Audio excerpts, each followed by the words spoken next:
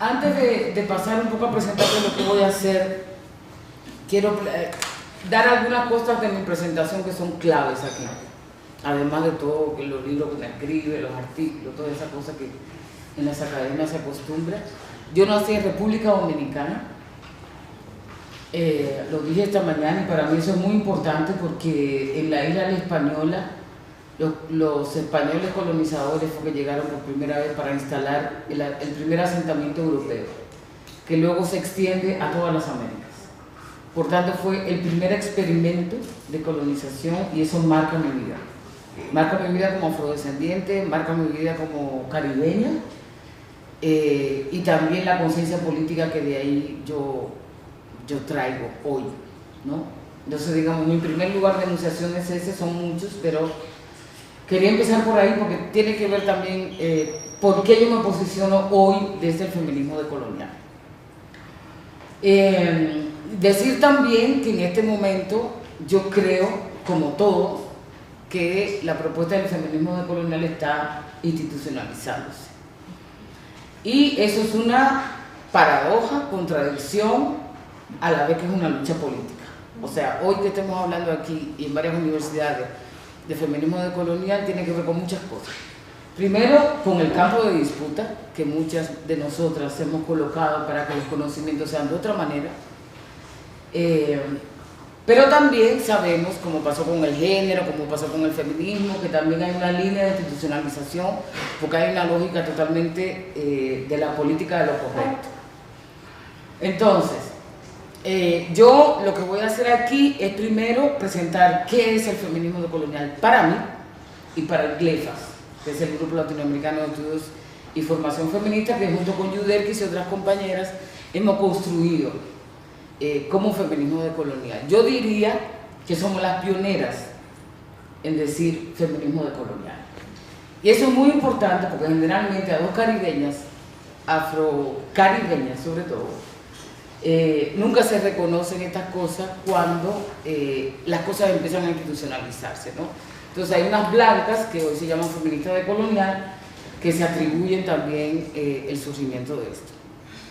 Y lo digo porque yo no creo que nos debemos dejar quitar cuáles son las cosas que hemos creado, porque eso también es político. Bueno, dicho esto, entonces lo que voy a hacer es presentar dos partes. Lo primero es cuáles son las fuentes del feminismo decolonial, porque yo siempre digo que el feminismo decolonial es una síntesis de las posturas más críticas que han habido en el feminismo, por un lado, y por otro, la otra fuente fundamental es también lo que es la opción decolonial, o como le llama mucha gente, el proyecto colonialidad decolonialidad, que surge de pensadores y pensadoras latinoamericanas y caribeñas. Entonces, esas son como las dos fuentes que voy a presentar. Al final voy a sintetizar, digamos, como cuál es la propuesta, que es lo que está proponiendo entonces a partir de esa recuperación, y luego cuáles son los límites también que yo veo en el feminismo decolonial, ¿no? Porque siempre se nos acusa en decir que entonces ya se creen las panaceas de todo, no. Como toda teoría, como toda práctica política, todo tiene límites. Entonces yo quiero colocar los límites y a la vez los retos que yo pienso que tenemos como feministas decoloniales. Bueno, aquí yo pongo un nombre muy importante que es Abya Yala en vez de poner América Latina y el Caribe, porque Abya Yala es el nombre que dieron los indígenas cuna al continente del cual vengo yo, sobre todo una buena parte de América del Sur. Y una de las cosas muy importantes es la recuperación del lenguaje. Las feministas sabemos mucho de eso. Cuando antes nos decían que en los se incluía todo, ¿no? Y empezamos a decir los y las, ya por suerte estamos avanzando, de decir los, las, les, porque ya hemos visto que el género también es muy binario. Bueno, eso tiene que ver con eso, es decir, el lenguaje también es política, y en ese sentido estamos nombrando a eso que la colonización llamó América Latina y el Caribe, Abya Yala, como un gesto, digamos, de recuperación política también, ¿no?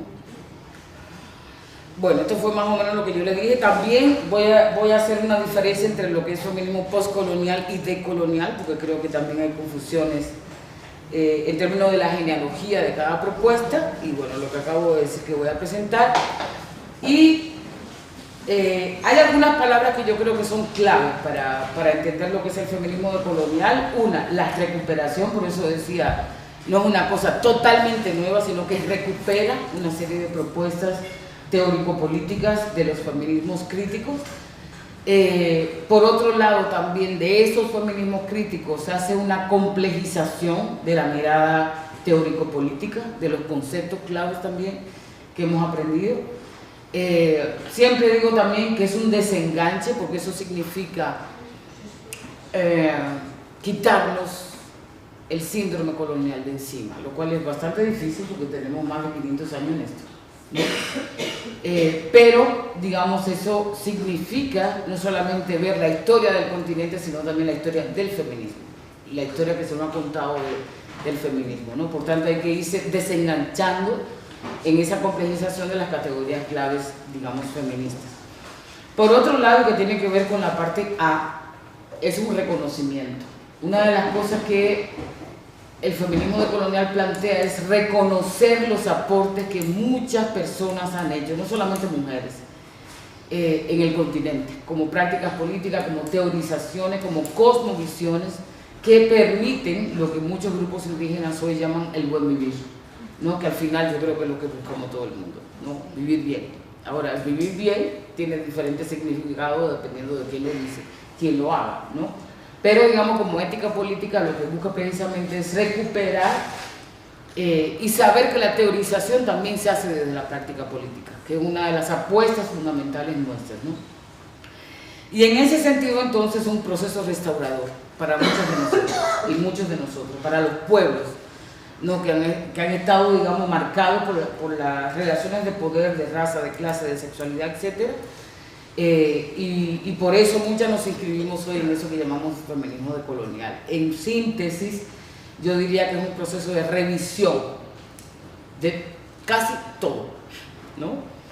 Y de redefinición, obviamente, que nos coloca lugares políticos totalmente distintos, o por lo menos lo complejiza de donde venimos muchas de nosotros. Bueno, entonces, como les decía, yo ahora voy a pasar cuáles son las fuentes principales del feminismo decolonial, que sería dentro del feminismo y también la opción decolonial. Y voy a empezar por el feminismo, aunque la opción decolonial me da el marco estructural de lo que sería lo otro. Me interesa hacerlo al revés porque es precisamente donde se encarna parte de mi historia política y de mi historia académica, ¿no? Entonces, como concepto, el feminismo decolonial es propuesto por María Lugones. María Lugones es una argentina que migró hacia Estados Unidos, se define como una mujer de color. Ustedes saben que en Estados Unidos el concepto de gente de color es muy importante para el tema de en torno, digamos, al racismo estructural. Y aunque aquí ella podría, aquí no, perdón, allá en Latinoamérica, en Abya Yala, ella podría tener una serie de privilegios de raza fundamentalmente. En Estados Unidos es otra cosa. Es como lo que hablábamos esta mañana, como las migrantes más claritas cuando llegan aquí a Europa se ennegrecen en el sentido de darse cuenta del racismo estructural, digamos, de estas sociedades, y conceptos como sudaca, etcétera, etcétera, empiezan a surgir, ¿no? Y esa identidad va cambiando de acuerdo a eso. Bueno, pues María Lugones se define como una mujer de color, es una teórica que tiene dos conceptos muy importantes, ahorita lo voy a trabajar un poco más, que es colonialidad del género y también hacia un feminismo decolonial, que es donde ella conceptualiza, digamos, este asunto. Viene, bueno, del trabajo de articular género, raza, colonización en esos feminismos de color en Estados Unidos, y también estos feminismos de mujeres del tercer mundo. Entonces, el concepto del feminismo decolonial se lo debemos a María Lugones, ¿no? Otra cosa son las prácticas políticas, que aunque ella es una activista, fundamentalmente es una filósofa que está en la academia, aunque sea en una academia crítica, pero yo creo que ahí tenemos diferencias con María, a la que además admiro y quiero mucho, pero que no tiene, digamos, la trayectoria que algunas tenemos en términos de las organizaciones feministas de Abya Yala. Y uno de las fuentes fundamentales para nosotras, y empiezo precisamente por Abya Yala, son los aportes de muchas compañeras afrolatinas y afrocaribeñas que en los años 70 y 80 empiezan ya a colocar el tema del racismo en el feminismo. Y esto es no solamente en términos del testimonio, de la identidad, sino en la teorización de lo que era el feminismo. Entonces, me imagino que ya ustedes saben a esta altura, ¿no?, que en los feminismos ha habido mucho cuestionamiento por universalizar la experiencia de las mujeres. O sea, partir hoy de que las mujeres, y eso es una crítica que, por ejemplo, yo particularmente le tengo a la categoría sexo-género, que ha atravesado fundamentalmente el feminismo siempre, o muy buena parte de su historia, y parecería, y eso se ve en las políticas inclusive de los movimientos, que lo que nos une a las feministas es pues la experiencia sexo-género, ¿no? Entonces estas compañeras empezamos a decir en Abya Yala, luego lo vamos a ver en el contexto de Estados Unidos, que no era cierto que todas las mujeres teníamos la misma experiencia, ¿no? Lo veíamos esta mañana cuando alguien decía que hubo en una actividad una experiencia que tenía que ver con que había un encuentro LGTB y que las personas racializadas desde el no privilegio se negaron a hacer el trabajo doméstico, sea limpiar, etcétera, etcétera, ¿no? Entonces ella decía, una persona blanca además, que cómo era posible si todas teníamos coño, ¿no? Fueron sus palabras. Yo le dije, sí, todas tenemos coño probablemente, pero ese coño también tiene diferentes interpretaciones cuando es un coño negro, cuando es asiático, cuando es chino, etcétera, etcétera. Por tanto, no todas las mujeres hacen el trabajo doméstico, ¿no? O sea, y aquí yo creo que en Europa eso se ve perfectamente. Las que hacen fundamentalmente trabajo doméstico son las migrantes. Y las migrantes están afectadas por el tema de raza, por el tema de nacionalidad, por el tema de religión, etcétera, etcétera. Por tanto, no es cierto que la mayoría de las mujeres estamos atravesadas por el sexo-género. Y eso lo voy a complejizar un poco más adelante. Entonces, desde América Latina y el Caribe, Abya Yala, ya en los años 70 y 80 se colocaba la importancia de la experiencia de muchas mujeres negras, afrolatinas, afrocaribeñas, y en esa época, en los 70, le llamábamos variables, ¿no? La variable raza, variable ya luego lo vamos a complejizar, que son sistemas de dominación, pero digamos eso fue un elemento central en términos de los aportes desde Abya Yala desde los años 70 y 80.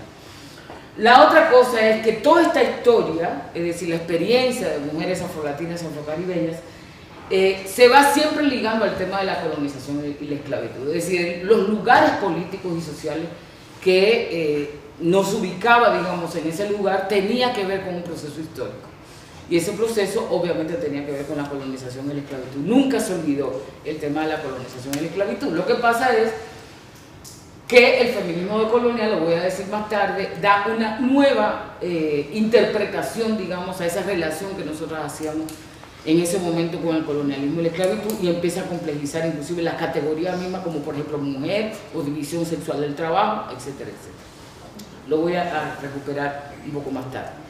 La otra cosa es que una de las cuestiones que se hace cuando se va a hablar de la historia del feminismo es que la historia del feminismo que comienza con la Revolución Francesa. Y el concepto del feminismo ciertamente ha sido moderno, ¿no? Como el Estado, como por ejemplo la República, todo eso que nos llegó allá de aquel lado en el paquete completo. Sin embargo, las luchas de las mujeres o de las hembras, porque yo ahorita voy a complejizar ese concepto de mujer, empezó mucho antes de conocer inclusive la teoría feminista.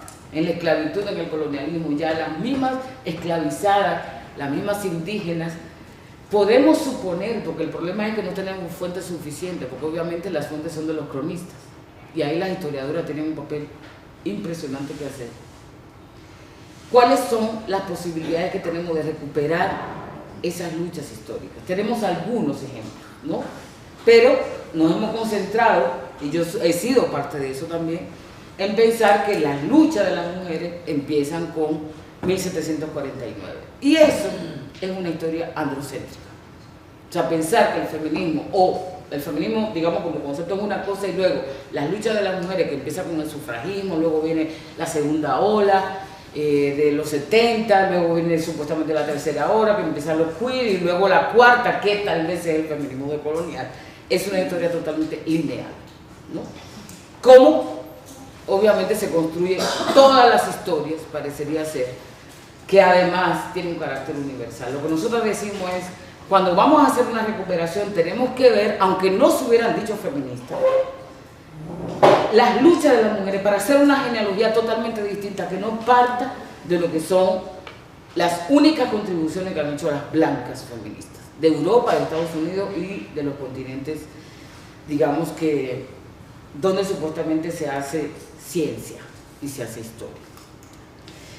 Y una de las cosas clave entonces, a partir de esa recuperación, de esa problematización, es la visibilidad, digamos, del racismo en el feminismo, porque la mayoría de la teorización que hemos bebido, yo también he bebido de eso, ha sido totalmente racista, sea por invisibilidad, sea porque se considera a las afro, a las indígenas, a las migrantes como no suficientemente humanas, o no suficientemente racionales, o no suficientemente productivas en términos de sus propuestas, ¿no?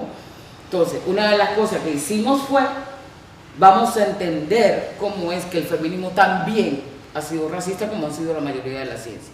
O sea, la mayoría de las feministas hemos cuestionado el androcentrismo de la ciencia, pero nunca hemos cuestionado el racismo en la ciencia feminista que se ha producido, es decir, en la epistemología, ¿no? Y obviamente una de las cosas que hemos trabajado muchísimo era en estos movimientos sociales antirracistas, que también se reproduce la lógica del sexismo. O sea, nosotros venimos de ahí, ¿no? De cuestionar una buena parte de la teorización feminista y de la política feminista también, porque no solamente es teorización, sino esa práctica política, que también es teorización, ¿no? Y también el sexismo del movimiento negro. Es decir, esas claves que yo le estoy sintetizando así, son años, ¿no?, de producción, fueron muy importantes y han sido muy importantes para el feminismo decolonial. Yo vengo de este movimiento también de las afrolatinas y afro-latinoamericanas, por tanto, el feminismo decolonial viene de la práctica política, no solamente es una teorización que se hace en la academia, porque fue después que llegó a la academia, y eso es muy importante. Pensar y saber, además yo creo que la mayoría de las feministas lo sabemos, que las prácticas políticas, movimentistas, etcétera, producen teorización, ¿no? No solamente es la academia a los movimientos sociales, sino generalmente pasa todo lo contrario. Lo otro es que no se reconozca suficientemente, ¿no? El otro contexto, en estos mismos años, y lo hago así, de esta manera, porque también existe la geopolítica, ¿no? O sea, por ejemplo, hoy mucha gente sabe del feminismo negro, black feminism, en Estados Unidos. Son las personas que más han sido traducidas del inglés hacia el español y hacia otros idiomas. Y eso tiene que ver también con la geopolítica. Más allá de que sea desde gente subalternizada, ¿no? O sea, se conocen más los aportes de las afroamericanas que los aportes que se han hecho aquí en la... Aquí no, perdón, allá. Todavía tengo jet lag, yo creo. En Abya Yala o en América Latina y el Caribe. Y eso para nosotros es muy importante porque los contextos, más allá de que obviamente las mujeres afroamericanas, podemos hacer comparaciones, digamos, de situaciones que hemos vivido, obviamente también están en un lugar, en este momento por lo menos, y además del racismo que hay allá en Estados Unidos, están en un lugar de privilegio en relación también a otras regiones, ¿no?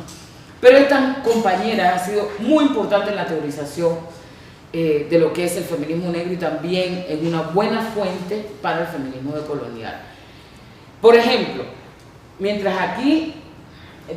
en Abya Yala hablábamos de variables codependientes, raza, clase, sexo, ellas hablaban de entrecruzamientos de opresiones de raza, clase, sexo, sexualidad, y ahí hay varios conceptos, digamos, dentro de muchas de ellas, ¿no? La primera simultaneidad de opresiones, que fue en el 1978, cuando la colectiva Río con Bají, está en el internet, lo pueden buscar, empiezan a decir, y son las primeras que empiezan a proponer el concepto de feminismo negro. Y ellas utilizan el concepto de simultaneidad de opresiones, es decir, las opresiones de raza, de clase, de sexo son simultáneas en el caso, decían ellas, de las mujeres afroamericanas, ¿no?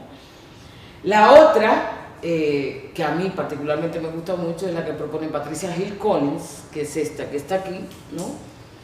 Que es una epistemóloga, digamos, y que ella habla de matriz de opresión. Más o menos quiere decir lo mismo. Lo que yo creo que Patricia Hill Collins lo que está proponiendo es cuáles son aquellas esferas, digamos, donde se puede entender la matriz de opresión, que tiene que ver con la subjetividad, tiene que ver con la cuestión institucional por parte del Estado, con la cuestión militar por parte de la policía, con la cuestión de las escuelas, de las universidades, la academia, el tema del saber, ¿no? O sea, hay como diferentes planos donde ella va desarrollando, digamos, este concepto. Y María Lugones, por ejemplo, habla de cosustancialidad en el sentido de que es como un tejido, ¿no? O sea, tú sacas una hebra y probablemente el tejido se te desbarata, porque todo tiene que ver con todo. Y el último, que es la interseccionalidad, que es el que más está de moda. ¿Y por qué?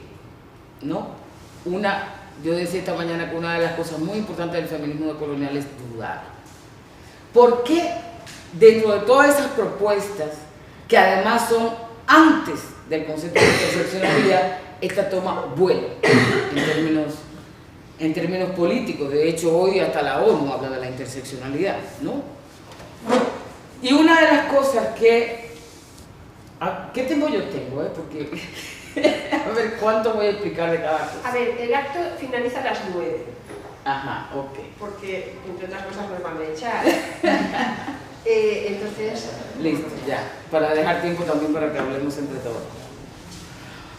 Es que hay cosas que yo creo que son muy importantes. Por ejemplo, el concepto de interseccionalidad ciertamente fue propuesta por una afroamericana, Kimberly Crenshaw, ¿no?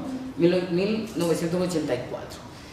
Kimberly Crenshaw en ese momento era relatora de Naciones Unidas frente a un litigio en términos legales, y por tanto lo que ella trata de explicar, quienes la han leído lo saben, ¿no?, es que la ley tiene un problema serio, y es que la ley universaliza la experiencia de las mujeres, que si no se hace un entrecruce, no se intersecciona. Ella hablaba fundamentalmente en este caso de raza y sexo, pues las mujeres negras, afroamericanas en este caso, no iban a aparecer, ¿no? De hecho, la imagen que ella hace con la interseccionalidad, que usa mucho, es un cruce de autopistas, ¿no? Podemos hacer la autopista negra por negra, la autopista que ella es mujer, la autopista que ella es empobrecida, supongamos que ella es una lesbiana, hace otra autopista, y en la intersección se produce lo que es la mujer negra, pobre, lesbiana, ¿no? Que con esta propuesta lo que ha hecho la institucionalidad, llámese Estado, academia, etcétera, etcétera, es decir, entonces tenemos que tomar en cuenta la raza, la etnia, etcétera, etcétera. Entonces se hace un lugar, digamos, de descripción. Ella no solamente es mujer, sino que también es negra, sino que también es migrante, sino que también es lesbiana, ¿no? Por tanto, hay una lógica de la diversidad, pero esa propuesta tiene un problema. Nunca se pregunta por qué ella es una mujer negra. Ni tampoco se pregunta por qué ella es una mujer. ¿A qué voy con esto? Estas categorías que dentro de la lógica inclusiva, digamos, se colocan como diversidad, se colocan como lógicas de inclusión, son producidas por la opresión. Si yo le preguntaría a ustedes qué es una mujer o quién produce la mujer no lo produce, y ya lo sabemos las feministas, no es una cuestión biológica ni natural, la produce la opresión, es decir, el patriarcado, ¿no? Si yo le digo a ustedes, ¿quién produce la mujer negra? La mujer negra no fue que las negras se inventaron esa categoría, la produjo el colonialismo, ¿no? Más allá de que nosotros utilicemos, digamos, esa categoría para hacer acción política, ¿no? O, por ejemplo, la lesbiana no la produce el gen o el deseo que ella quiera acostarse con otra mujer, sino que la produce la heterosexualidad como régimen. Entonces, como feministas decoloniales, a nosotras nos interesa preguntarnos cómo se produjeron estas identidades, ¿no? Y eso tiene que ver entonces con la historia de cómo se producen las identidades. No es que las identidades nos surgió y solamente la movilización política, por supuesto, que la disputa son espacios de disputa, obviamente, la utilizamos, ¿no? Para movilizarnos, para decir estamos oprimidas, etcétera, etcétera, pero ya a esta altura no es suficiente hacer un taller sobre feminismo que diga, a ver, ¿qué es una mujer? Y que nosotros pongamos, todas las mujeres se levantan a las 6 de la mañana, hacen trabajo X, etcétera, etcétera. Digamos, eso es más complejo que eso que hicimos, yo también lo hice, ¿no? Sino que la mujer es producida. Y en ese sentido, nos cae súper bien las propuestas feministas que han dicho, como por ejemplo la materialista, lo voy a decir, que hay que acabar, por ejemplo, con las categorías de sexo, ¿no? En vez de hacer una política como hizo el feminismo de la diferencia, de reivindicar lo femenino, etcétera, etcétera, hay que acabar con las categorías de sexo, es decir, con mujer y hombre, porque en esa medida estamos también acabando con el sistema patriarcal. Para poner un ejemplo, mucho más complejo, ¿no? O por ejemplo, aunque utilicemos esta categoría, a mí me interesa que termine el racismo. Si termina el racismo, yo no voy a necesitar de llamarme negra como lugar político, ¿no? A eso me refiero. Entonces, el problema de la interseccionalidad es que es perfectamente liberal. Y es perfectamente liberal porque, obviamente, hasta los informes del Banco Mundial dicen entonces las mujeres en Colombia, por ejemplo, son afectadas por el conflicto armado. Pero dentro de esas mujeres, las más afectadas son las afros y las indígenas. Se pregunta por qué son las afros y las indígenas. ¿Por qué la guerra se da en Colombia en este caso? Fundamentalmente en los territorios, porque tiene que ver con la lógica capitalista, con el despojo, etcétera, etcétera, ¿no? Esas son, digamos, diferencias fundamentales que tenemos, inclusive con muchas compañeras del movimiento feminista negro, que se limitan en la lógica de la interseccionalidad a pensar las mujeres en su diversidad. Y además, la diversidad le cae súper bien a este sistema que ahora se dice multicultural. O sea, ya no es posible, por lo menos en América Latina, decir todos somos mestizos, ya eso no cae bien, ni a las ciencias sociales ni a nada, porque en los 90, que además era la entrada del neoliberalismo, empezaron a decir, no somos una nación mestiza, café con leche, como antes, hay afros y hay que reconocerlo, hay indígenas y hay que reconocerlo, por tanto somos la diversidad. Entonces salimos del aeropuerto y lo primero que vemos son imágenes maravillosas de las indígenas Wayuu, de sus, ¿cómo se llama?, de sus mochilas, vemos la gente afrocaribeña sonriendo, bellísimo, con un tambor, y eso para el Estado liberal y para la gente es parte de la diversidad. Pero el racismo sigue igualitito, es más, sigue peor, ¿no? Entonces, por eso yo digo que la propuesta de la interseccionalidad cabe perfectamente en una... es decir, permitió avanzar un poquito al feminismo, ¿no? Pero las lógicas siguen siendo más o menos las mismas. Bueno, de estas compañeras también tomamos, por ejemplo, la experiencia como fuente de conocimiento, que no solamente son las feministas negras que lo han dicho. Yo creo que también muchas feministas han dicho cómo la experiencia es fuente del conocimiento, pero ¿cuál tipo de conocimiento se crea de cuál tipo de experiencia? Por ejemplo, en el feminismo donde yo vengo, que probablemente es el que muchos de ustedes también vienen, las negras, las lesbianas, las indígenas, las migrantes eran los testimonios de la teorización que hacían las otras, generalmente blancas, generalmente académicas, con privilegio de clase, etcétera, etcétera, y nosotras íbamos a hablar de nuestra experiencia, ¿no? Entonces aquí, en esta relación, la experiencia se convertía en ¿qué? En materia prima para las investigaciones feministas, a propósito de que estamos en un máster. Yo también coordiné un máster de género. Y lo que más se hace es fundamentalmente que las más pobres, bueno, las trans, por ejemplo, están de moda ahora, ¿no? Porque cuestiona la lógica del género, etcétera, etcétera. Entonces hay miles de tesis sobre gente trans, porque hay que ver cómo es su situación, pero generalmente la hace la gente heterosexual, la investigación, ¿no? O por ejemplo, hay muchísimos trabajos de investigación que las feministas hacen sobre las mujeres indígenas, pero generalmente son hechas por gente no indígena. Igualmente lo puedo decir de las afro, de la migrante, etcétera, etcétera. O sea, generalmente hay una lógica de objeto del conocimiento, ¿no? En ese sentido, y por eso nosotros decimos, sí, la experiencia es fuente de conocimiento, pero ¿para quién? ¿Y desde dónde? Entonces vamos a crear este tipo de conocimiento. Más adelante yo voy a hablar sobre eso. Luego, el privilegio epistémico, que tiene que ver con lo anterior. Patricia Hickling, bueno, ahora está de moda, yo no sé aquí, pero en muchos másteres, en muchas academias, sobre todo feministas, está de moda el lugar de enunciación, y eso que se llama la reflexividad, ¿no? Entonces, ciertamente, uno empieza diciendo los 3 primeros párrafos de la tesis. Yo soy una mujer blanca que nací en el norte, pero a mí me preocupa no sé qué. O yo soy una mujer heterosexual, pero tengo que decir que ese es mi lugar de privilegio. Pero eso no atraviesa el resto del texto, ni atraviesa tampoco la metodología que se hace, ¿no? Patricia Hill Collins, por ejemplo, habla que el hecho de vivir la opresión tiene cierto privilegio epistémico en tanto sabemos lo que es la opresión, vivimos la opresión, no es solamente teorizada, ¿no? En ese sentido. Bueno, y la otra cosa que estas compañeras proponen es ese concepto de división sexual del trabajo, que las feministas al principio creíamos mucho en eso, además inventábamos cosas como, por ejemplo, que había 2 esferas, la pública y la privada, y que las mujeres estaban en el ámbito privado y los hombres en el ámbito público.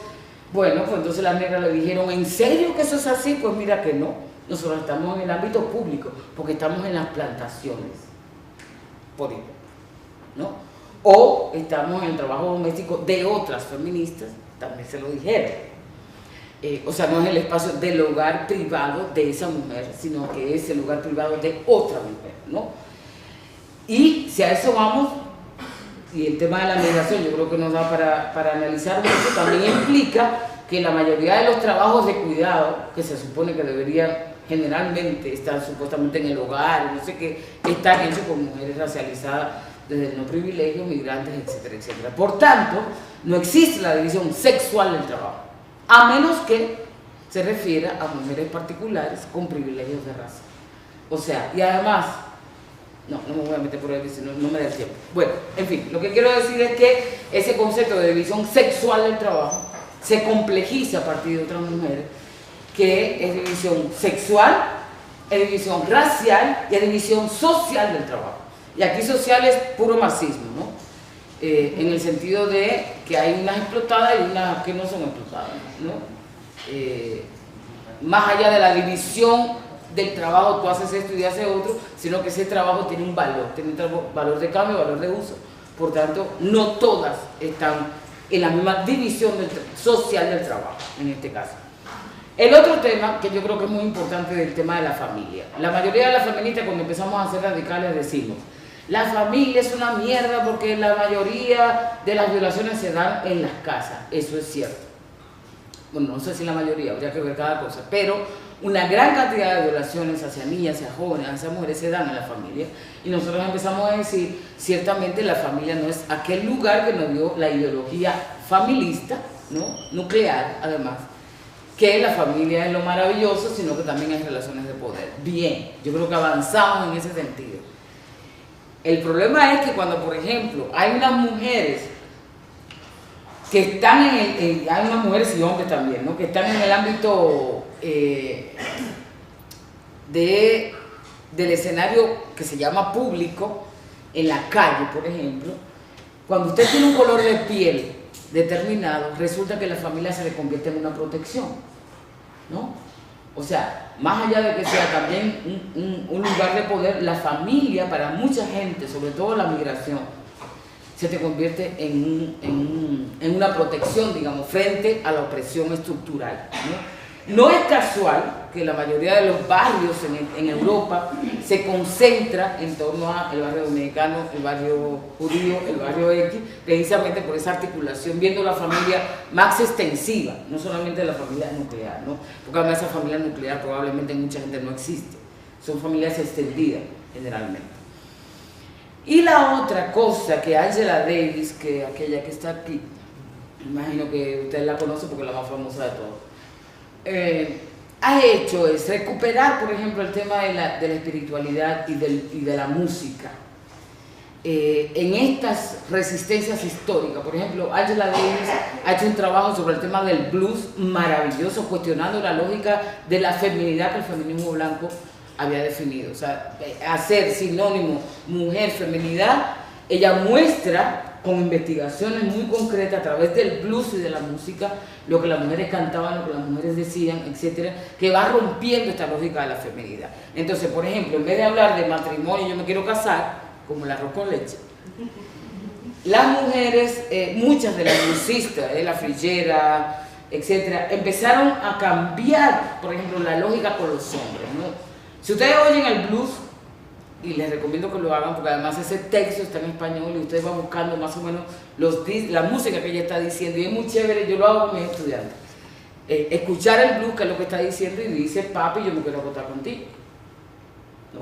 Que es una lógica totalmente distinta a lo que es el arroz con leche, para decir cualquier ejemplo, ¿no?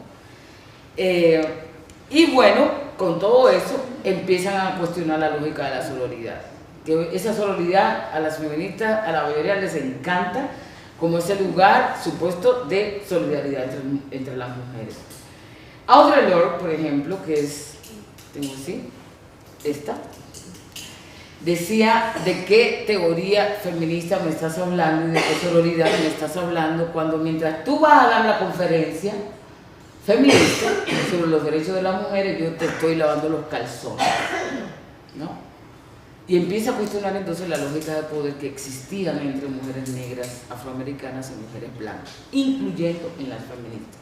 La pregunta que nos toca ahora es preguntarnos qué sororidad estamos sosteniendo cuando estamos diciendo unaos todas las mujeres, ¿no? ¿Quiénes son las mujeres que se pueden unir? Cuando muchas de las feministas incluso son las explotadoras de otras compañeras, ¿no? Entonces ellas empiezan a cuestionar esta lógica de la sororidad.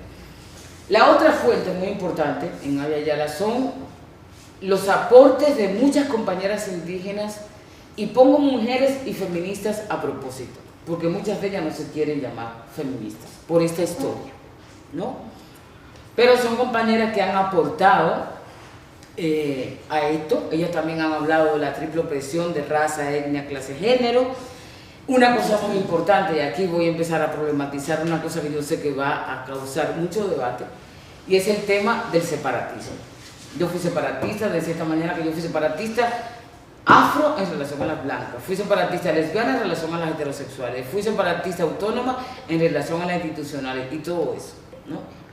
Hoy yo me estoy cuestionando cómo fue que en ciertos lugares el separatismo fue posible o no fue posible, o esa propuesta feminista que nos veíamos todas las mujeres, todas separadas, bonitas, ellas hermanitas, ¿no? En las comunidades, por ejemplo, las comunidades indígenas en este caso, y eso me lo enseñaron a mí, o nos enseñaron las compañeras indígenas, porque era más fácil llegar y decir, ustedes indígenas todas son las víctimas de sus machos indígenas, ¿no? Y en ese sentido tienen que separarse. Y muchas de ellas empezaron a decir, no, no es posible.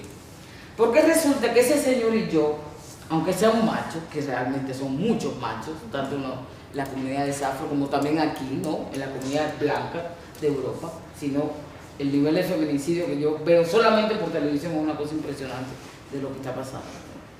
Y ellas dijeron, con ese chico yo hago también las luchas contra el racismo y además la lucha por la tierra, que ha sido fundamental, y por eso se crea inclusive el conflicto armado colombiano, ¿no? Yo estoy en la comunidad con esos, ¿no? Que sí pueden ser unos machos, como son los machos de izquierda, como son, ¿no? Pero yo no puedo hacer una lucha separada, como más o menos lo digo el feminismo blanco antes. Hoy eso yo tengo que decir que yo me he cuestionado también qué es lo que significa un separatismo, ¿no? Cuando hay una serie de opresiones que están afectando a las comunidades. Eso quiere decir que no son machos, sí son machos, ¿no? Muy machos. Pero también el hecho de, por ejemplo, sacar a las mujeres, digo sacar a las mujeres porque eso es la cooperación internacional, eso es del Estado, vamos a hacer un programa solamente de las mujeres. Eso significa sacar una parte de la comunidad que se supone tiene que enfrentar las cosas colectivamente. Y en ese sentido, yo soy de las que digo, los hombres tienen que ser feministas. Por supuesto que sí. Es más, necesitamos que sean feministas. Y que se trabaje la violencia comunitariamente, cuál es la responsabilidad que un macho, indígena, campesino, afro o quien sea, ¿no? Tiene en torno al privilegio que tiene. Yo particularmente he aprendido tanto con las guatemaltecas, por ejemplo. Aura Cumes, que es esta que está allá, es una compañera maya quiché. Ella ha hecho un análisis del discurso del Popol Vuh No sé si saben, Popol Vuh, uno de los libros mayas más importantes. Y lo que ella hace ahí es un análisis de cómo las categorías que desde la lógica occidental se pueden interpretar como hombre o mujer no son tales, ¿no? Y hay toda una investigación muy interesante. Por tanto, hombre y mujer no son categorías universales, ¿no? Y, o sea, no son categorías universales, ya lo sabemos, pero además, no siempre lo que hubo se llamó hombre y mujer, sino que son, como diría María Lugones, categorías de género que vienen impuestas por la lógica también de la colonización, ¿no? O, por ejemplo, el tema de los tejidos, que muchas compañeras en diferentes lugares de Abya Yala están llevando a cabo. ¿Qué es lo que quiere decir los tejidos en torno a ciertos lenguajes que tienen que ver también con la historia de los pueblos, ¿no? Que ahora mismo con las patentes que se están robando, muchísima gente, sobre todo por aquí de Europa, entonces quieren privatizar, digamos, lo que es una propiedad colectiva. Y aquí entonces el territorio se convierte en una serie, o sea, en un centro de la política, este territorio visto, digamos, como esa construcción histórica de lo importante que es, no es la mercancía, no es la tierra como mercancía, sino el territorio como un tejido social, ¿no? Y algunas de ellas, como por ejemplo Gladys Zur, que también es de Guatemala, también Maya Quiché, tiene una propuesta que retoma de varios grupos, que es la comunalidad. Y la comunalidad tiene que ver no solamente ubicar la comunidad en términos de cuestión rural, sino las comunidades posibles que podemos hacer colectivamente fuera de la lógica capitalista, fuera de la lógica individualista, y cómo es que entonces eso puede propender por el buen vivir. Ella acaba de sacar un libro que yo les recomiendo porque es muy bueno, estoy simplificando lo que ella dice, ¿no? Bueno, aquí hay dos compañeras más, Julieta Paredes, que es muy famosa con el feminismo comunitario, que empieza también un poco a cuestionar esta lógica, y Silvia Rivera Cusicaqui, que no le gusta decirse feminista, pero que ha aportado muchísimo a lo que es el pensamiento decolonial a nivel general. Ah, bueno, y allá está Lorena Capnal, que tiene un concepto muy importante como por ejemplo la heterosexualidad cosmogónica. Ese concepto para ella tiene que ver con esta lógica de muchos movimientos indígenas que dicen hombres y mujeres somos complementos, ¿no? No nos venga usted blancas occidentales a decir que no sé qué, sino que siempre estamos complementados desde una lógica totalmente binaria. Lo que ella dice es que también los grupos indígenas utilizan esta lógica para violentar a las mujeres, que me parece una muy potente. Bueno, otra de las fuentes es la corriente autónoma latinoamericana y caribeña, que desde los años 90, seguro que muchos de ustedes ya lo saben, porque eso desató todo el debate internacional sobre eso, pero como autónoma lo que decíamos era una denuncia, digamos, sobre la dependencia política y económica de lo que era la política de desarrollo, ¿no? Visto aquí, el desarrollo se pensaba desde fundamentalmente Europa y Estados Unidos, con aquellos países de allá, esos pobrecitos que no piensan, ¿no? Y que yo le decía a Cristina, que no era nada personal, pero que nosotros le hemos tenido una crítica fuerte a la cooperación internacional, porque la cooperación internacional ha sido basada fundamentalmente en esta lógica de pensar que la gente de allá no piensa, no crea, y el modelo fundamental es ser liberada como las mujeres de este lado del mundo, ¿no? Pero además la cooperación internacional definió una serie de políticas para los movimientos sociales. No es casual que hoy estemos hablando de derechos sexuales y reproductivos. Antes hablábamos de libertad en los cuerpos de las mujeres. ¿Qué tiene que ver el control del Estado con esta posibilidad ahora de hablar de derechos, ¿no? Y empezamos a decir que además el movimiento feminista se empezó a institucionalizar. Y cuando digo institucionalización es ONGs, es decir, antes éramos un movimiento social, ¿no? De hecho, hacíamos fiestecitas y no sé qué para buscar los 3 pesos que necesitábamos para hacer las actividades. Hoy, en América Latina, y me imagino que aquí también, la gente no se moviliza si no es dentro de su hora de trabajo como parte de la ONG, que es pagada además, porque antes no se nos pagaba para hacer activismo. Y además las ONGs ven a la mayoría de las mujeres como clientas, es decir, beneficiarias de un proyecto. Y entonces hay que dar cuantitativamente cosas, ¿no? Antes eran procesos políticos, ahora hay que dar cosas concretas, ¿no? La agenda de derechos también se impone, más que hablar de libertad de las mujeres, de más autonomía de la mujer, entonces ahora todo pasa por el derecho. Y el derecho significa control del Estado. Por más que tú lo veas, que es importante una ley de la violencia, etcétera, etcétera, generalmente es el control del Estado, ¿no? Al cuerpo, a las sexualidades, a las vidas de la gente, a las relaciones sociales a nivel general. Entonces, también dijimos cuando se hizo Beijing, cuarta conferencia de la mujer, que eso era parte de la lógica de la institucionalización. Si ustedes ven, después de Beijing, 1994, ¿no? Entonces las ONG, los movimientos empezaron a decir, vamos a hacer la agenda post-Beijing. Beijing 1, Beijing 2, Beijing 3, Beijing 4, Beijing 5, yo no sé cuántos años ya hace, pero la mayoría de las agendas, sobre todo de las ONGs feministas, empezaron a darle seguimiento al tema de Beijing. Eso pasó inclusive en la conferencia contra el racismo, que ahora es Durban. Durban fue en el 2001. Después del 2001 es Durban 1, Durban 2, Durban, porque supuestamente es evaluando los impactos de la conferencia mundial. Pero las conferencias mundiales son organizadas por la ONU, es decir, la ONU son los estados que son racistas, misóginos, patriarcales, etcétera, etcétera, ¿no? Entonces nosotros decíamos, la ONU, además, bueno, no voy a meter más, pero bueno, FMI, la USAID, ahora o sea, la lógica gringa ahora se viste de fundación, ¿no? La USAID. Y el mejor ejemplo de los efectos de eso es Haití. Lo que hizo la Ministach con los cascos azules, violencias a las mujeres, en pleno terremoto, se entra el cólera, etcétera, etcétera, ¿no? O sea, si hacemos un análisis de lo que significa estas políticas y los efectos que tienen los movimientos sociales, pues ahí tenemos para mucho, ¿no? Bueno, y la propuesta obviamente es desde la autogestión, la ONGización, etc. La otra fuente, ay, Dios mío, me falta mucho. La otra fuente es el feminismo materialista francés.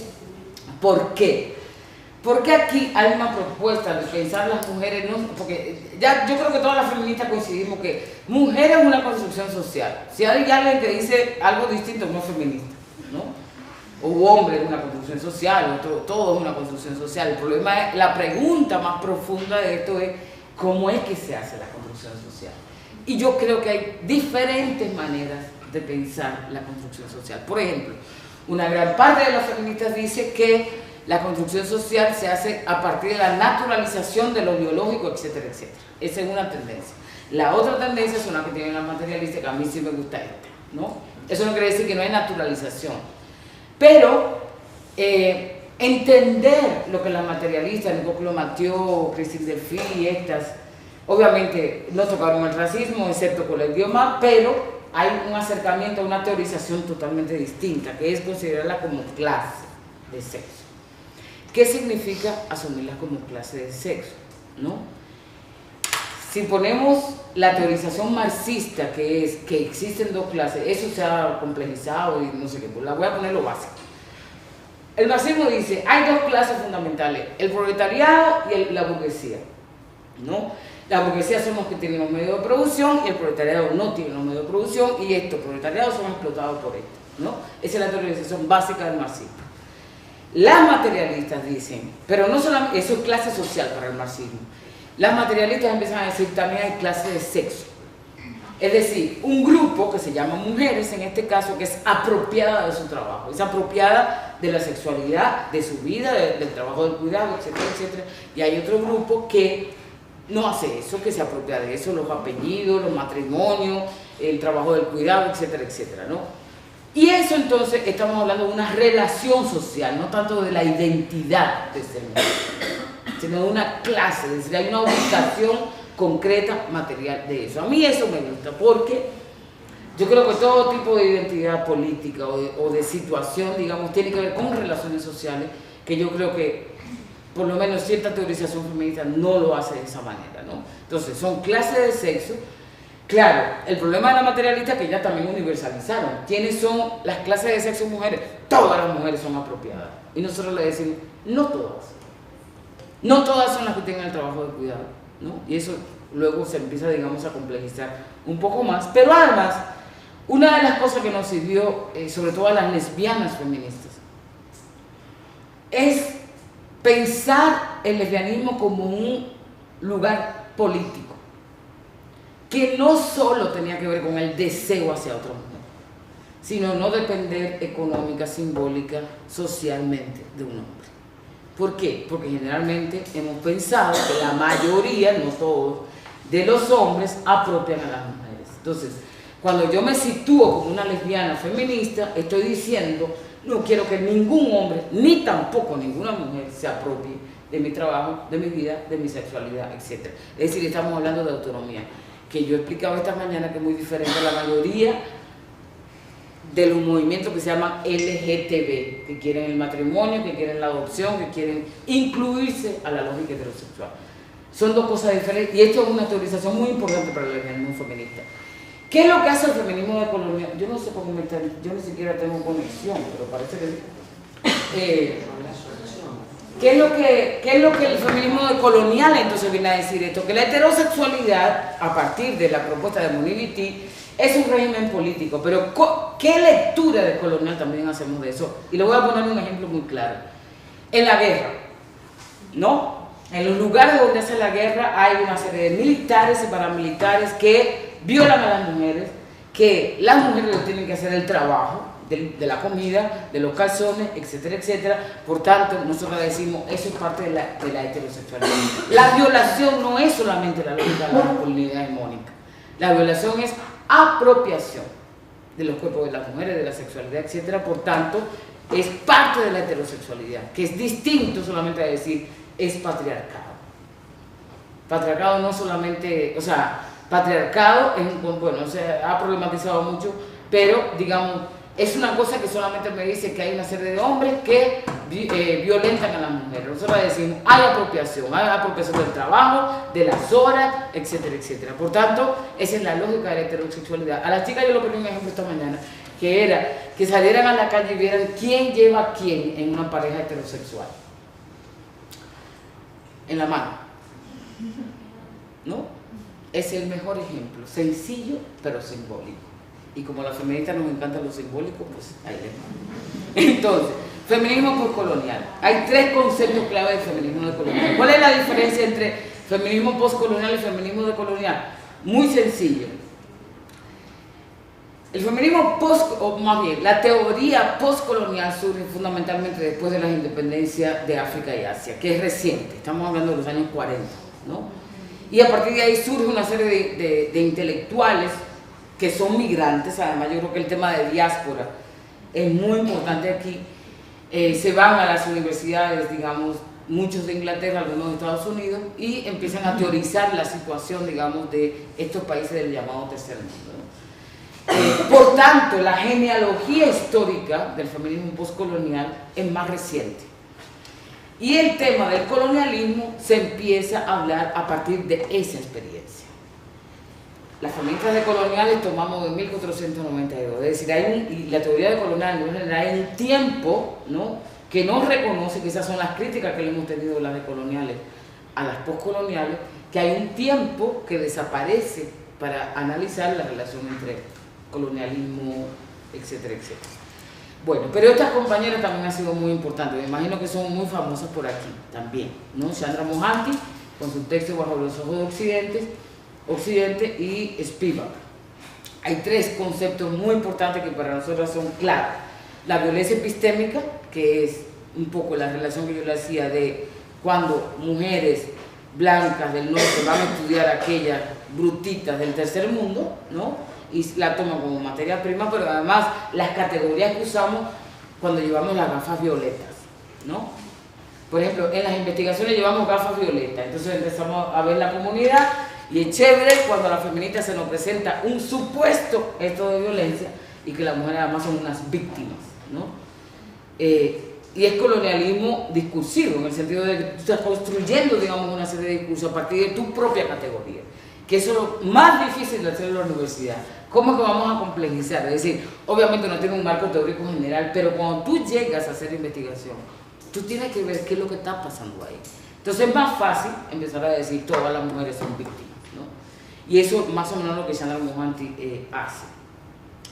Y el otro concepto que es muy importante es el esencialismo estratégico de Spivak, es decir, cuando las blancas, sobre todo las postestructuralistas, Judith Butler y compañía, empezaron a decir, es que todo es esencialismo. Claro, son blancas, ¿no? Y son más esencialistas que el resto, además, porque sus identidades nunca han sido cuestionadas, están ahí, ¿no? Pero para ellas los movimientos afros, inclusive feministas, todas son esencialistas porque piensan las mujeres igualitas, o que piensan los afros igualitos, o que piensan las indígenas igualitas. Entonces la pregunta que viene aquí es, ¿con cuál tipo de...? O sea, en otras palabras, lo que Spivak está diciendo es, a veces necesario hacer un esencialismo, aunque sea estratégico, ¿no? De sumarnos a veces las mujeres, por ejemplo los 8 de marzo, que ahí, por lo menos las que nos peleamos y las que no nos peleamos vamos a la marcha, ¿no? Eso es un esencialismo estratégico. Frente, digamos, a una sociedad que es totalmente patriarcal, o el día del trabajo, el día, no, a eso se refiere. Bueno, eso ya lo dije. Y la otra, que ya voy a ir terminando, creo que en 7 minutos, es la opción de colonial. ¿Qué es la opción de colonial? La opción de colonial fue una propuesta que surge de varios latinoamericanos y caribeños, que se llamó el proyecto Modernidad Colonialidad. ¿Qué es fundamentalmente? Bueno, aquí hay varios autores muy claves, muy importantes. Enrique Dussel, que viene es un filósofo que viene de la teología de la liberación. Aníbal Quijano, que recientemente acaba de morir, que es un peruano. Lander, que es un venezolano. Está Nelson Maldonado, puertorriqueño. Está Lugones, etcétera, etcétera. Hay solamente conceptos clave que voy a decir, es mucho más amplio, pero no me va a dar el tiempo. Uno, la relación entre modernidad occidental, capitalismo y colonialismo. Él dice, eso es una trilogía inseparable. Es decir, el proyecto de la modernidad, llámese el paradigma hombre, heterosexual, blanco, católico, padre de familia, etcétera, etcétera, no pudo ser posible de que eso sea el ejemplo a seguir sin el colonialismo. Es cuando sucede el colonialismo en las Américas, precisamente, que esa construcción de ese paradigma se va haciendo. Es decir, es cuando el hombre blanco se encuentra con su otro, que en este caso es indígena y luego es africano, ¿no? En ese momento, ¿no?, que hay una construcción, por ejemplo, de lo uno por un lado y del otro, por la otredad, ¿no? Y que eso además tiene implicaciones hasta hoy día. Pero además eso no fue posible sin el capitalismo. Es ahí donde el capitalismo empieza a ser mundial, ¿no? Hay una mundialización de las relaciones internacionales, del trabajo, de todo lo que ha implicado esa relación, ¿no? Por tanto, una de las cosas muy importantes es decir que Europa es Europa gracias a América. O sea, lo que Dussel analiza es que América empezó, hay una relación entre América e Europa, son inseparables, no es como si amese, sin uno no puede ser sin lo otro, ¿no? Esa es un poco la relación que empieza obviamente con 1492. Y a partir de ahí se crea entonces lo que se le llama la opción de colonial al sistema moderno colonial. Ese sistema moderno colonial tiene muchas cosas, tiene raza, tiene clase, tiene relaciones internacionales, geopolíticas, etcétera, etcétera, y se van creando una serie de jerarquías a partir de ahí que ellos le llaman la jerarquía, ¿no? Y entonces hay una serie de conceptos que son claves para nosotros como feministas coloniales. Uno, la colonialidad.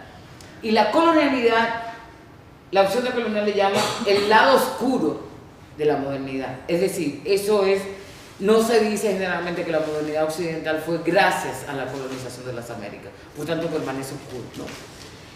Y de ahí entonces se desprenden una serie de conceptos muy importantes. Uno es colonialidad del poder, que es una propuesta de Quijano, donde él empieza a partir de esa relación modernidad-colonialidad, a decir, ha habido una serie de relaciones sociales, políticas, económicas, etcétera, etcétera, que ha implicado explotación, ha implicado dominación, ha implicado conflicto en términos económicos, políticos, etcétera, y eso, la raza, es el tema fundamental, dice Quijano, ¿no? Y es el tema fundamental porque para explotar a los indígenas, los europeos tuvieron que inventarse una inferiorización, O sea, la raza no es solamente color de piel. La raza ha tenido significado distinto, ¿no? Ya sabemos que la raza no existe. Decía también esta mañana, es una idea y que tiene efectos. Más allá de que digamos, la raza no existe. Bueno, ve a ver lo que se está haciendo aquí con los africanos, a ver si la raza no existe como idea. La gente piensa todavía que son inferiores, que no piensan, etcétera, etcétera, ¿no? Entonces, la colonialidad del poder es precisamente, él le llama un patrón mundial que empieza a hacer una serie de clasificaciones sociales, etcétera, y eso se da a través del trabajo, a través de la explotación, a través de eso. María Lugones le va a decir después, es cierto que la raza es muy importante, pero también el género, ¿no? Y es su concepto de colonialidad de género. Lo que Lugones dice es que no siempre el género existió en las Américas, sino en un momento determinado. Cuando yo daba esta mañana un ejemplo de una investigación que yo estoy haciendo, donde las leyes de Burgos 1512 es que se empieza a oficializar cuando las mujeres tienen que estar, supuestamente, las indígenas tienen que estar en sus casas, tienen que ser dependientes de los maridos, etcétera, etcétera. Y si un código jurídico, en este caso, lo está diciendo porque ya venía esa práctica por parte de los colonizadores. Entonces, ese es un tema a debatir, ¿no? Que hay que trabajar un poco más, pero que yo creo que es una cosa interesante. La colonialidad del saber, que es lo que se hace generalmente en estos espacios, ¿no? Donde hay un tipo de saber que se valida, pero hay otros que no se validan, ¿no? Y sobre todo lo que viene de los movimientos no se valida como parte de la teorización, sino que Foucault, Habermas, etcétera, son nuestros padres modernos hoy, ¿no? Para validar las cosas. Si usted no cita a Foucault, le va muy mal en la tesis, más o menos, ¿no? Y si, por ejemplo, en la teorización feminista, si usted no cita a Judith Butler, le va a ir muy mal también. No es lo mismo citar a Ochi Curiel que Judith Butler, en términos de la legitimidad. Entonces, hay lógica del saber, ¿no? En este caso, y eso implica también, todo esto ha implicado el ser, es decir, y esto es pura filosofía, ¿no? ¿Qué ha sido el ser? Fanon, por ejemplo, habló de la línea del ser y el no ser. ¿Quiénes están en el ser? ¿No? ¿Quiénes son? Pues obviamente el paradigma, ¿no? Blanco, hombre, heterosexual, etcétera, etcétera. El resto es, Simón de Beauvoir le llamaba a eso lo otro, y es más o menos lo mismo, ¿no? Quienes están debajo claro, ella habló de las mujeres, fundamentalmente. Y entonces, esta colonialidad del ser lo que empieza a definir es quién es humano o suficientemente humano y quién no es completamente humano, ¿no? Que eso todavía lo podemos ver. Voy a avanzar, no voy a tener. Bueno, hay otras propuestas, por ejemplo, la de Silvia Rivera Cusicanqui, que la retoma de un autor que se llama Pablo Casanova, que es colonialismo interno. Además de entender, digamos, la lógica de la colonización y del colonialismo a nivel estructural en relación a Europa y Estados Unidos ahora, y China, ya verán lo que puede pasar, ¿no? Porque ya se está convirtiendo en un imperio mundial. Lo que dicen esta compañera y ese compañero es que además, digamos, de esas relaciones geopolíticas, también internamente tenemos colonialismo, ¿no? Lo que son las élites criollas en el caso del continente de las Américas, y la reproducción también que hacen de todas estas cosas de colonialidad, del ser, del poder, etcétera, etcétera. La otra, como le dije, es la propuesta de la comunalidad como una propuesta, digamos, frente a la lógica capitalista, individualista, etcétera, etcétera, que también la retomamos. Entonces, en conclusión, ¿cuáles son las críticas que le hace el feminismo decolonial ¿Cuáles son las críticas que hacen en general? Primero, la lógica del desarrollo, o sea, cómo el desarrollo se convirtió en un discurso validado para geopolíticamente pensar en otras periferias, como se le dice, ¿no? Que no piensan, que no producen, etcétera, etcétera, y que el modelo entonces sigue siendo Europa y luego Estados Unidos, ¿no? Y que eso tiene que ver con el proceso de la colonización, la conquista, y tenemos una crítica a pensar que eso fue un encuentro de cultura, sencillamente. Fue un genocidio que mató gente y que hoy tenemos lo que tenemos, pues por eso, ¿no? También pensamos, una de las críticas es pensar que el patriarcado es el concepto que explica la subordinación de las mujeres, cuando no es así, hay una cosa mucho más compleja, por tanto, no hay un patriarcado universal como han hecho las teorizaciones feministas en ese sentido. En ese sentido, entonces hay una crítica, digamos, a ese sistema sexo-género que todas que compartimos.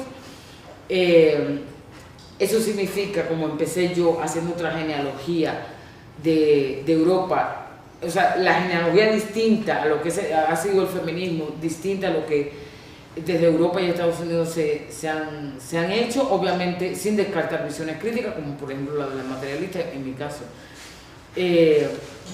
La otra cosa que yo creo que propone el feminismo decolonial es pensar si realmente hay luchas particulares. Por ejemplo, las feministas luchan en torno a la violencia hacia las mujeres y luchan en torno a los derechos reproductivos. Los negros y la gente negra es en torno al racismo, y así sucesivamente, como que tenemos luchas separadas. La propuesta nuestra es pensar, como la propuesta del feminismo negro es la imbricación de las opresiones, eso significa entonces que todo el mundo que crea en la transformación social tiene que ser antirracista, feminista, incluyendo la izquierda, incluyendo los movimientos que además tienen el sexismo adentro, etcétera, etcétera. O sea, cualquier propuesta de transformación social tiene que ser feminista, antirracista, anticlasista, etcétera, etcétera. Porque uno de los efectos precisamente de esa relación modernidad-colonialidad fue la separación, de pensarnos siempre como sujetos diferentes y diferenciados, ¿no? Bueno, una crítica a la lógica de progreso, ¿no? Se supone que vamos a alcanzar a Europa, los de allá y las de allá, ¿no? Tenemos que alcanzar a Europa porque eso es lo que nos señala la lógica del progreso. Entonces eso tiene que ver con la lógica del desarrollo, con quién está más desarrollado, no sé qué, etcétera, etcétera. Cuestiona la dependencia del Estado, pensamos que el Estado es un producto de esa colonialidad y cómo que no vamos a salir de ahí. Yo sé que produce mucha angustia, ¿no? Porque como el papá es Estado, entonces se va al Estado y ¿qué tenemos? Más o menos, ¿no? Además estamos acostumbrados a esa lógica de pensar anarquísticamente. No es la misma cosa, es la colonialidad del Estado lo que tendríamos que ver y cuál es el tipo de política que esto plantea. Critica la historiografía hegemónica, por eso empecé con el tema de la historia, o sea, cómo es que estamos construyendo la historia, cuál es el punto de partida, o será que hay muchos puntos de partida al mismo tiempo, pero que la colonialidad del saber nos ha puesto en un lugar. Critica, como yo les dije, la propuesta de la interseccionalidad como una cuestión liberal, los determinismos, por ejemplo, decir que las mujeres somos mujeres porque somos mujeres, más o menos, ¿no? Etcétera. Bueno, ya eso yo lo dije para ganar cuestiones y bueno, aquí, voy a terminar aquí. Entonces, ¿cuál es la propuesta? Primero, la reinterpretación de la historia. O sea, tenemos que hacer otra historia, de esa que nos han contado, de que estábamos chiquitos y chiquitas que nos dicen, Colón descubrió América. Bueno, a ver. ¿Eso qué significa en la memoria de los pueblos, de la gente, ¿no? La revisión del feminismo hegemónico, sus teorías y sus prácticas políticas, pensar las imbricaciones como esa codependencia, no solamente la interseccionalidad como una experiencia que se entrecruza en términos de identidad, una relación entre pensamiento y práctica política. Nosotros decimos, no es lo mismo sentarse a hacer academia que estar en los movimientos sociales, son lugares totalmente diferentes y para nosotros es muy importante estar en los movimientos, más allá de que una trabaje en la universidad, ¿no? La propuesta de la autonomía y la autogestión, que se toma, digamos, del feminismo autónomo, lo que les decía del sujeto múltiple de las luchas políticas, retomar visiones otras como la de comunalidad, lo común, no lo individual, lo modo de hacer colectivo, bueno, el buen vivir, como le llamen, ¿no? El feminismo decolonial no se hace en la esfera institucional y esa es la gran contradicción, que ahora estamos siendo famosas en las universidades, pero que ahí no se hace la revolución y la transformación, menos la decolonización, ¿no? Porque la academia es parte de la colonización, ¿no? Entonces yo siempre digo, aquí podemos hacer pensamiento crítico, porque después se van las estudiantes, se van las profesoras, sin pensión además, porque cada vez está peor la cosa, pero se queda la institución.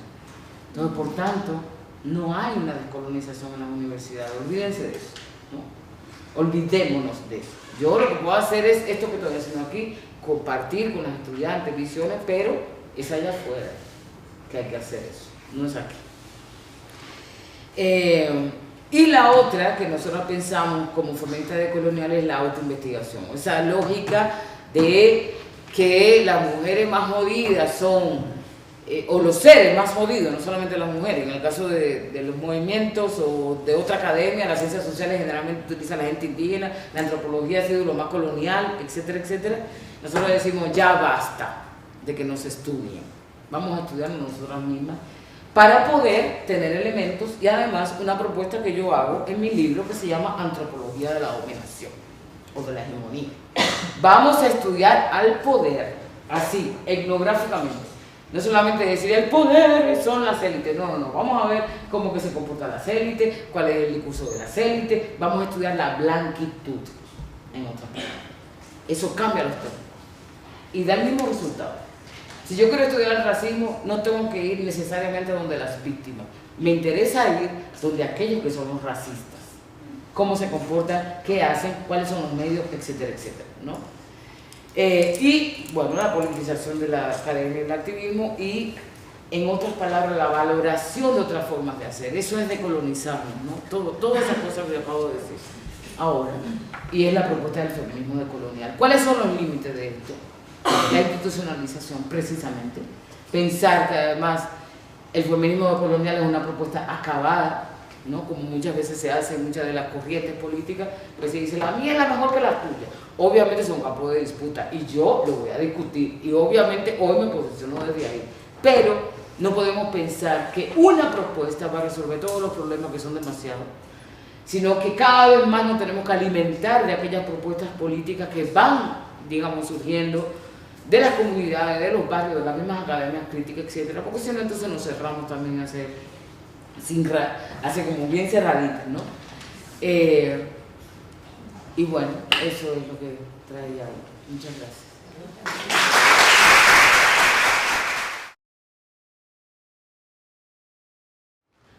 ¿Cómo se descoloniza desde el privilegio? ¿Cómo se puede ser feminista siendo hombre desde el privilegio de sexo? ¿Cómo se es antirracista? Estoy aprendiendo una cosa porque con una frase quiero terminar, que una compañera me mandó. ¿Cómo se es antirracista siendo blanca? ¿No? O sea, ¿qué es lo que vamos a hacer con el tema de los privilegios? Y que yo creo que no basta suficientemente como decir yo soy antirracista y voy a las actividades de las migrantes, por ejemplo. Y yo decía esta mañana que una de las cosas que, por ejemplo, tenemos que hacer, pero eso no lo va a hacer la gente que tiene el privilegio, sino la gente que no lo tiene. Por ejemplo, en torno a la cooperación internacional, que no ha impuesto la lógica del desarrollo, tenemos que decir, eso es una reparación, linda. Porque lo que tiene la cooperación internacional de España, de Europa, de Estados Unidos, de Canadá, es gracias a la explotación que ha hecho de nuestros pueblos. ¿Cómo que vamos a cambiar esos términos? ¿Y cuál es el lugar que ocupan las que trabajan en la cooperación internacional? Con ese discurso. Porque se sigue siendo, o sea, por más solidaria que se quiera hacer, y yo le decía a Cristina, mira, a veces no es personal, pero también nos toca personalmente, ¿no? No a Cristina, sino a todos. O sea, nosotras, ¿cómo es que vemos esa relación, por ejemplo? ¿No? ¿Qué es lo que se hace? Por ejemplo, en el tema del extractivismo, que la mayoría de los capitales salen de aquí, de Europa y de Estados Unidos, ¿qué hace el movimiento social en torno al extractivismo? Irse allá a luchar con los indígenas. No tienes que ir allá, mi amor. Hazlo aquí, para que no salgan allá. Algunos movimientos lo están haciendo, pero muy pocos. Entonces, queremos solidaridad internacional, bueno, hazlo desde tu privilegio. Ese es el tema, ¿no? Si no, vamos a seguir con lo mismo. Y además vamos a seguir pensando que Europa es lo más desarrollado y que hay que venir de aquí a resolver, cuando la pasan bien jodida la gente aquí, ¿no? ¿Qué es lo que significa la migración? La migración no tenemos que ver como una vaina que dice, sí, vamos a ir. Vamos a ir, así como ustedes vinieron y saquearon, ¿no? Y ese tipo digamos, para mí eso cambia los términos de la relación, ¿no? Y lo que sería un buen papel que podrían hacer las personas que tienen privilegios geopolíticos, de clase, de raza, etc. Por supuesto que la gente puede ser antirracista si es blanca, pero ubícate en tu privilegio también, no es lo mismo. Entonces vamos a hablar. ¿Cuándo tú vas a dejar de hablar? Por ejemplo, ¿cuándo tú vas a dejar de representar a los otros? ¿Cuándo es que tú vas ¿no? Y eso, por supuesto, que es difícil. ¿Y es difícil por qué? Porque eso es quitarte poder. El poder histórico que ha tenido toda la vida. Esa es la parte más difícil, porque nosotros podemos gritar, hacer guerrilla, feminista, todo lo que tú quieras, ¿no? Pero soltar el privilegio, eso, ahí hay que estar, como dirían en mi tierra, ahí es que la puerca retuerce el rabo. Ahí la división sexual del trabajo existe, no que no exista. Porque yo quisiera ver también los hombres populares metidos en la cocina. Porque para mí eso también tiene que ver con el tema del valor. Es decir, obviamente no es lo mismo en toda la cultura lo que significa la cocina, ¿no? Y la cocina, obviamente, sabemos que es un espacio de creación, y además eso significa que la sociedad le dé valor a lo que se hace en ese lugar, que es la creación de la comida, porque ya lo sabemos, cuando eso sale de ahí, ellas se llaman chef, ¿no? Mientras que cuando están ahí son cocineras o el ama de casa o no sé qué. Eso, yo creo que las feministas no sabemos eso. En la medida en que el significado de la cocina cambie de valor social, quiero decir, y material, ¿no? Porque eso es el trabajo no pagado, además. Entonces empezamos ahí a ver la significancia de lo que puede tener la cocina en otro sentido. Por ejemplo, el tema del territorio. El tema del territorio, yo tengo una serie de debates con ciertas compañeras, inclusive que se dicen decoloniales, porque por ejemplo se dice, el cuerpo es nuestro primer territorio político. Bien, pero no solo de las mujeres. Los esclavizados hombres también, su cuerpo era el primer territorio político, de opresión, pero también de liberación y de resistencia. Entonces, no empecemos otra vez la feminista con el mismo porque eso nos lleva a pensar entonces que el cuerpo es igual a la naturaleza, por tanto naturaleza mujer, y no es así.